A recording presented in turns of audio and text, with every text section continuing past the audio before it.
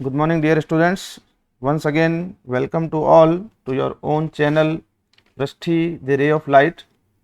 Today, we are going to discuss the last topic of your syllabus, that is BEE subject. उसका जो second unit हम discuss कर रहे थे, उसका आज हम लास्ट टॉपिक डिस्कस करने जा रहे हैं. Before going to move ahead, काफ़ी लोगों की विशेष मेरे ऊपर आज आई थी टीचर्स डे के उपलक्ष्य में, तो आप सभी का धन्यवाद. और क्योंकि आज टीचर्स डे है तो कुछ ना कुछ तो पढ़ाना बनता है, तो इसीलिए मैंने सोचा आज आपका ये बहुत इंपॉर्टेंट टॉपिक है, उसके ऊपर अपन डिस्कशन करेंगे. ठीक है ना. तो आइए शुरुआत करते हैं. डीसी सर्किट्स जो आपका सेकंड चैप्टर है, उसके अंदर हम लोग introduction, Kirchhoff laws, KCL and KVL, superposition theorem, Thevenin theorem, Norton theorem and star delta transformation हम सब कर चुके हैं. And the last topic of today's session is power calculation. ठीक है ना. इसके अंदर हम डीसी सर्किट के अंदर जो पावर कैलकुलेशन है वो कैसे करते हैं उसको लेकर के थोड़े बहुत थ्योरी और फिर उसके क्वेश्चन डिस्कस करेंगे. ठीक है ना. देखिए, सबसे पहले अगर हम पावर को डिफाइन करना चाहें तो in general power is define as the work done per unit time. ठीक है ना. फॉर्मूला देखें तो P is equal to W/T होना चाहिए. ठीक है ना. Work done. यूजुअली आपका जो वर्क है it is measured in joules और समय आपका टाइम इन सेकेंड्स में, तो जूल पर सेकेंड कहें या फिर वॉट्स कहें, एक ही बात है. ठीक है ना. डीसी सर्किट के केस में आपके पावर का फॉर्मूला होता है P is equal to V into I, right, voltage into current.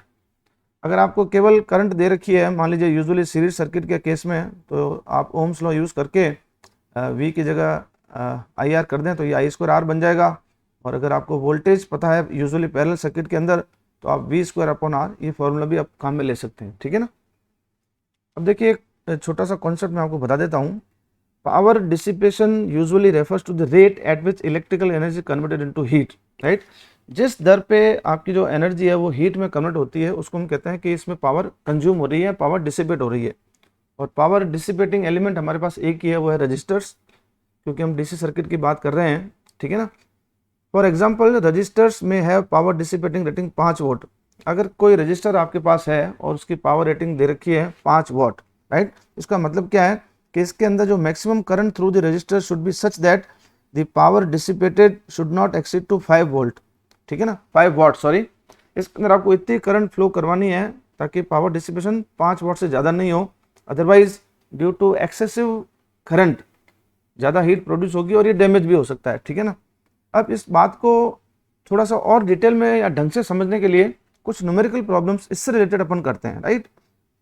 So the first problem is, what is the maximum safe current that can flow in a 47 ohm 2 watt resistor.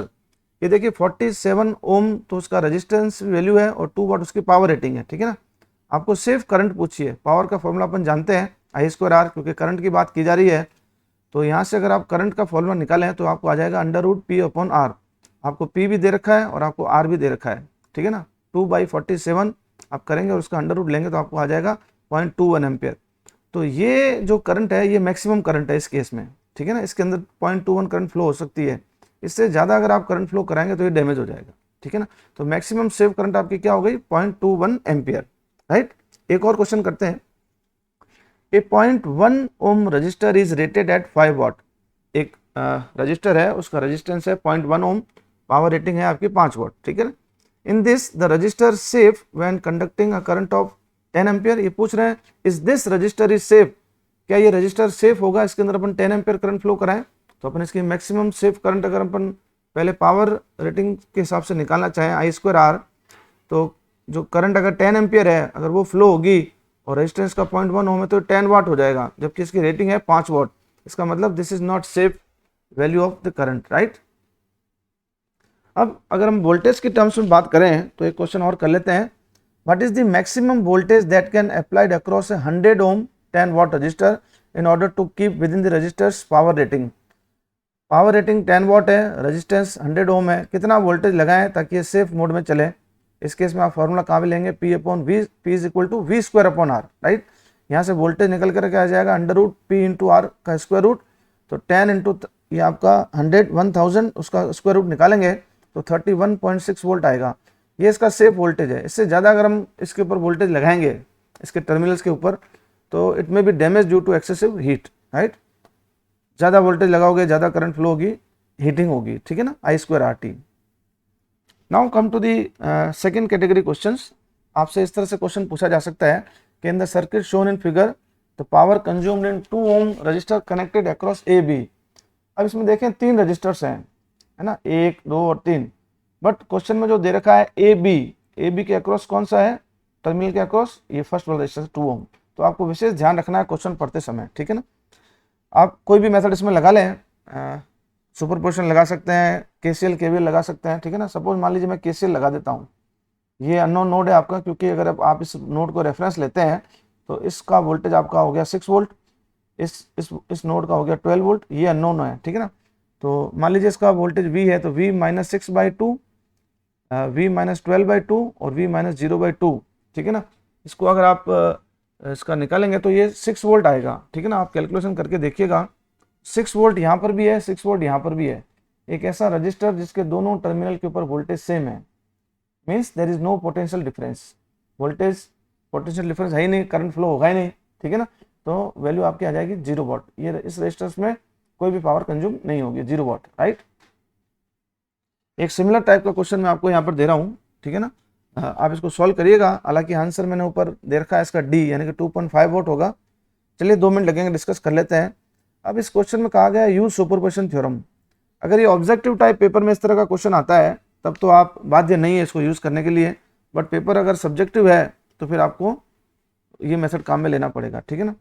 आप KCL भी लगा सकते हैं। KCL अगर लगाएंगे तो I think इस node का जो वोल्टेज मैंने कैलकुलेट कर रखा है वो 5 वोल्ट आता है, ठीक है ना। आप नोट करके रखिए, 5 वोल्ट है और ये 10 ओम का है।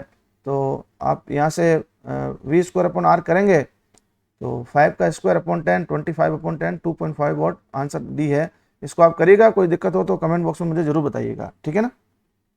आगे चलते हैं। ये थोड़ा सा लेंदी क्वेश्चन है, इसको ढंग से करिएगा आप। हालांकि जब मैंने स्टार डेल्टा ट्रांसफॉर्मेशन कराया था तो इस तरह की प्रॉब्लम मैं ऑलरेडी करा चुका हूँ, उसी को थोड़ा सा रिकैप की फॉर्म में कराना चाह रहा था, थोड़ा सा आगे पावर कैलकुलेशन की फॉर्म में, ठीक है ना। तो यहाँ पर आप देखें, आपको कैलकुलेट पावर करनी है सर्किट के अंदर, है ना। इस पूरे सर्किट के अंदर ए बी टर्मिनल आपको दे रखे हैं। ये जो ऊपर वाला आप पोर्शन देखें सर्किट का, है ना, ये 8 ओम, 3 ओम और 7 ओम, ये आपस में एक डेल्टा क्रिएट कर रहे हैं, ठीक है ना। तो अगर हम इस डेल्टा को स्टार में कन्वर्ट कर देंगे so our calculation will be become simpler, right. कैसे करेंगे आप लोग जानते हैं, यहाँ से एक रेजिस्टेंस लाएंगे, एक यहाँ से लाएंगे और यहाँ से लाएंगे। फॉर्मूला आपको मैंने बता ही रखा है। अगर मान लीजिए ये आपका R1 है तो 8 × 3 अपॉन टोटल का सम आ जाएगा। सम इसका क्या है, 8 + 7 15 + 3 18। Every time we need to divide the 18, ठीक है ना। तो आगे मैंने कर रखा है, इसको देख लीजिए आप। R1, R2 और R3। R1 क्या हो जाएगा, 8 × 3/18 यानी कि 4/3। R2 क्या हो जाएगा, 8 × 7 divided by again 18 and R3 would be 3/18। तो इस तरह से आपके 3 × 7/18। तो इस तरह से आपके 3 रेजिस्टेंस निकल करके आ गए। अब इससे फ़ायदा क्या हुआ, देखिए फ़ायदा क्या हुआ, इस ए पॉइंट और यहाँ पर तो एक R1 आ जाएगा, R1 के ऊपर कोई चेंज नहीं रहेगा, ये वैल्यू सेम रहेगी। But R2 and this 10 ohm that is 28 जो भी है 28/3 + 10 हो जाएगा सीरीज में। और यहाँ पर R3 की वैल्यू है 7/6 + 4, ये सीरीज में आ जाएंगे, ठीक है ना। तो देखिए आप 28/9 + 10 सीरीज में, 7/6 + 4 सीरीज में, और ये एक पहले से पड़ा हुआ है, और ये आपस में दोनों पैरेलल बन जाएंगे। तो ये टोटल कैलकुलेशन जब आप करेंगे तो सर्किट का जो रेजिस्टेंस है from looking to the from terminals A and B, it would be 5.039 ohm, right. अब जब भी आपको किसी सर्किट में पावर निकालनी होती है तो टोटल रेजिस्टेंस आप निकालें तो वहाँ से आपका काम आसान हो जाएगा। वोल्टेज आपको पता ही है 10 वोल्ट, रेजिस्टेंस आपको पता चल गया, तो V²/R का फॉर्मूला आप लगाएंगे तो 100/5.039, तो अप्रोक्सीमेट 20 वॉट या 19.843 वॉट जो है टोटल पावर कंज्यूम रहेगी, ठीक है ना। अब हम बात करते हैं पावर कैलकुलेशन इन बल्ब्स। ये काफ़ी बारी एग्जाम में पूछा जाता है, बहुत ही इंपॉर्टेंट टॉपिक है। इसका एक सेशन मैं अलग से भी लूँगा क्योंकि इसमें काफ़ी सारी चीज़ें रहती हैं। अभी एक बार के लिए हम सिंपल केस कंसिडर कर लेते हैं। देखिए जब हम बाज़ार से बल्ब खरीदते हैं, है ना, तो उसके अंदर उसकी रेटिंग लगी रहती है। यूजुअली 3 पैरामीटर्स रहते हैं, वोल्टेज, फ्रीक्वेंसी और पावर। यहाँ पर देखिए मैंने पावर को ब्रैकेट में लिखा है क्योंकि यही चेंज रहती है। यूजुअली वोल्टेज और फ्रीक्वेंसी आपकी सेम रहती है। जैसे मान लीजिए अगर हम सिंगल फेज सप्लाई की बात करें तो 220 वोल्ट और 50 हर्ट्ज ये कॉमन कांस्टेंट रहता है, जबकि पावर रेटिंग चेंज हो सकती है, 50 वाट, 100 वाट, 40 वाट, इस तरह से 60 वाट, ठीक है ना। अब दो तरह के केसेज हैं। यूजुअली हमारे घरों में जितने भी अप्लायंसेज हैं वो पैरेलल में कनेक्ट रहते हैं, ठीक है ना। तो मान लीजिए घर में अगर आपने दो बल्ब लगा रखे हैं, दोनों को आप ऑन करते हैं, तो टोटल पावर ऑब्वियसली दोनों का सम रहेगा, क्योंकि पैरेलल में है, P is equal to P1 plus P2, right? But when you connect the bulbs in series, then in this particular case the total power for two bulbs connected in series would be P1 P2 upon P1 plus P2 रहेगी। क्यों रहेगी? क्योंकि series में आप जानते हैं कि resistance अगर आप कैलकुलेट करेंगे दोनों का तो सीरीज में सम हो जाएगा, और अगर आप इसको वोल्टेज से डिवाइड करके, मैंने सिंपल फॉर्म में बता रखा है, आप समझ लीजिए, आपको केवल फॉर्मूला याद रखना है। Total power when the bulbs are connected in series would be P1 P2 upon P1 plus P2, right. इसके ऊपर बेस क्वेश्चन कर लेते हैं, क्योंकि पैरेलल वाला यूजुअली पूछते नहीं, सभी लोग जानते हैं, ठीक है ना। ये देखिए पहला क्वेश्चन है इसके रिलेटेड। एक 200 वाट का बल्ब है और एक 100 वाट का बल्ब है, पावर रेटिंग अलग अलग है, दोनों का वोल्टेज जो है ना वो 220 वोल्ट मेंशन कर रखा है, और सप्लाई भी 220 वोल्ट की है, ठीक है ना। यहाँ हम वोल्टेज कांस्टेंट मान के चल रहे हैं। ये पूछ रहे हैं कि आपकी पावर रेटिंग क्या रहेगी, ठीक है ना। तो इस केस में फॉर्मूला जो अपन लगाएंगे वो आपका ये रहेगा, टोटल रेजिस्टेंस, वही मैंने जो आपको बताया था, total power P1 P2 upon P1 plus P1 P2 upon P1 plus P2 लगा दें, तो 200 इंटू 100 अपॉन 200 प्लस 100, ये आपका 66 वाट आ जाएगा, ठीक है ना। ये क्वेश्चन आप लोगों को मैंने एक होमवर्क के लिए दिया है, इसको आप कर लेना, क्योंकि my battery is about to complete, तो इसको खत्म करना है फटाफट से। ये पोर्शन मैं अगली बार आपको कराऊंगा जब अपन वोल्टेज अलग अलग लेकर के कराएंगे, ठीक है ना। इसको छोड़ देते हैं।